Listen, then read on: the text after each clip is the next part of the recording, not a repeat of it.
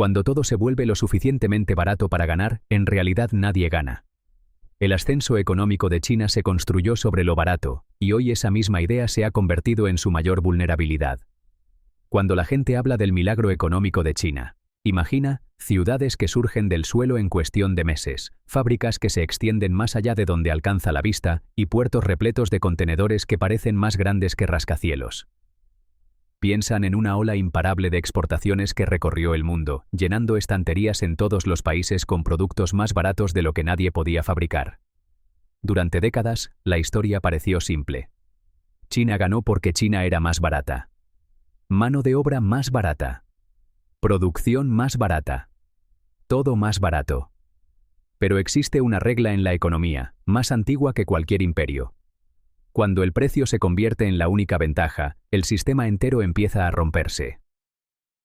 El ascenso de China se apoyó en una eficiencia implacable, fábricas que nunca dormían, jornadas que superaban los límites humanos y un Estado dispuesto a empujar a toda una nación hacia una sola misión, crecer a cualquier costo. El crecimiento se volvió el motor. Los precios bajos, el combustible. Y durante mucho tiempo, ese motor rugió con fuerza. Pero la misma máquina que llevó a China al centro de la economía global hoy empieza a desgarrarse desde dentro. Y casi nadie quiere decirlo en voz alta. Para entender la trampa, hay que retroceder a una época en la que China aún era pobre, emergente y desesperada por integrarse en la economía mundial. En los años 80, China abrió sus puertas y las empresas occidentales entraron en masa. No vieron solo trabajadores. Vieron una promesa. Un lugar donde los costos bajaban en vez de subir. Donde construir una fábrica no implicaba debates interminables, retrasos ni batallas medioambientales. Todo era más rápido, todo era más barato, todo parecía posible. Las fábricas de Shenzhen podían producir en días lo que en Europa o Estados Unidos tomaba semanas: zapatos, juguetes, electrónica, muebles, paneles solares. Todo salía de las líneas de montaje a precios que dejaron al resto del mundo en estado de shock. China no necesitaba inventar el futuro.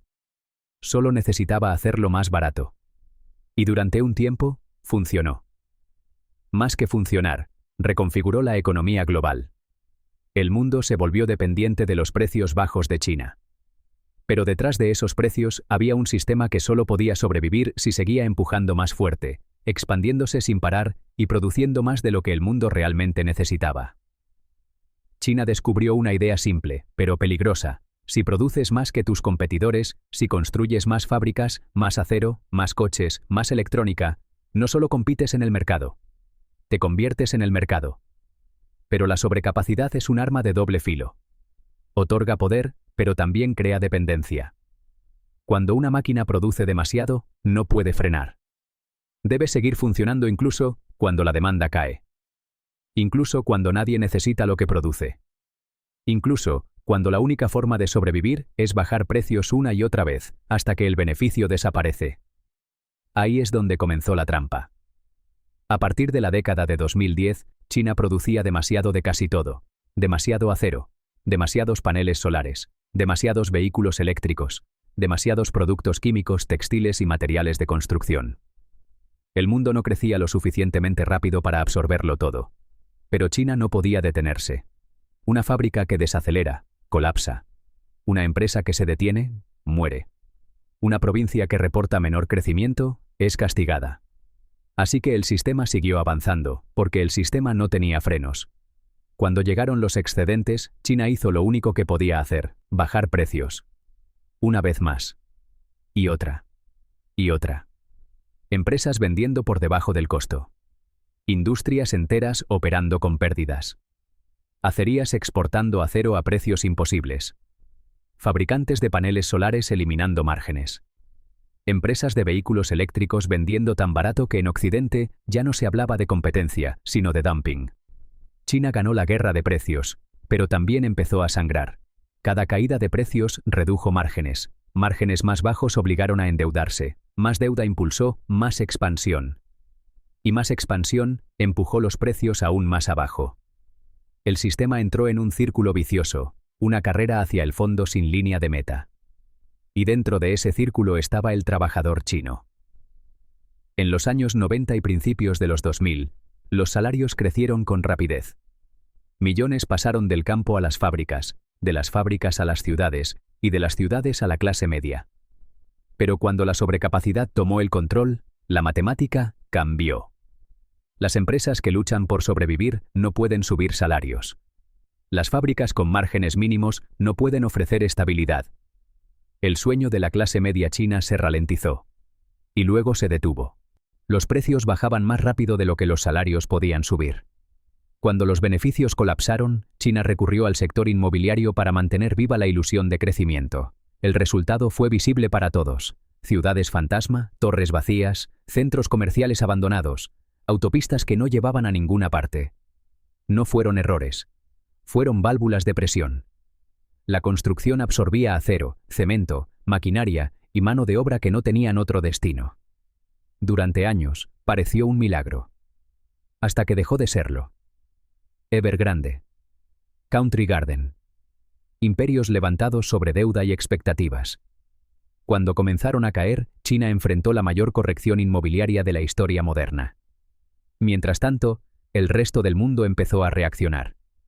Los productos baratos de China habían destruido industrias enteras en Europa y Estados Unidos. No fue solo competencia. Fue una inundación. Gobiernos respondieron con aranceles, restricciones, investigaciones antidumping y estrategias de resiliencia nacional. El mundo no estaba rechazando a China. Estaba rechazando la idea de que todo debía ser barato. Y aquí reside la paradoja central de la trampa china. Cuando un país hace todo tan barato que nadie más puede competir, al final nadie compite. Ni siquiera ese país.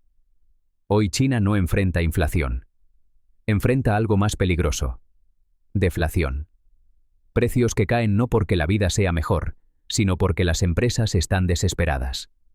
La deflación es el asesino silencioso de una economía basada en el crecimiento. Precios más bajos destruyen beneficios. Beneficios más bajos estancan salarios. Salarios estancados reducen el consumo. Menos consumo destruye empresas.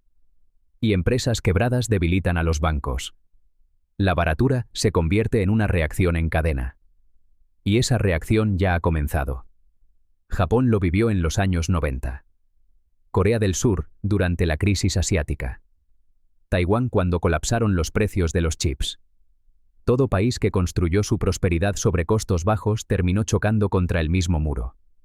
Porque no se puede construir una sociedad próspera cuando todo lo que produces vale menos cada año. Un país puede competir en precio o puede competir en bienestar. No puede hacer ambas cosas para siempre. El mundo necesita las fábricas de China. China necesita a los consumidores del mundo. Pero la demanda global que alimentó a China durante 40 años ya no es infinita. Y su modelo se construyó sobre la idea de que sí lo era. China no está colapsando. Pero está atrapada. Atrapada en una estructura diseñada para un mundo que ya no existe. Construyó una máquina que solo sabe avanzar. Y ahora el mundo se desacelera, mientras la máquina sigue acelerando. El futuro de China no se decidirá por una caída, sino por una transformación. De cantidad a calidad. De dominio a sostenibilidad. De sobreproducción a innovación. De lo barato al valor. Porque la guerra de precios no puede continuar. La guerra de precios ya se ganó. Y ganar reveló el verdadero costo. Cuando todo se vuelve lo suficientemente barato para ganar, nadie gana. Ni el consumidor. Ni la empresa. Ni el trabajador. Ni la nación. Ni el mundo. La mayor fortaleza de China se convirtió en su vulnerabilidad más profunda, la creencia de que el costo podía conquistar el futuro.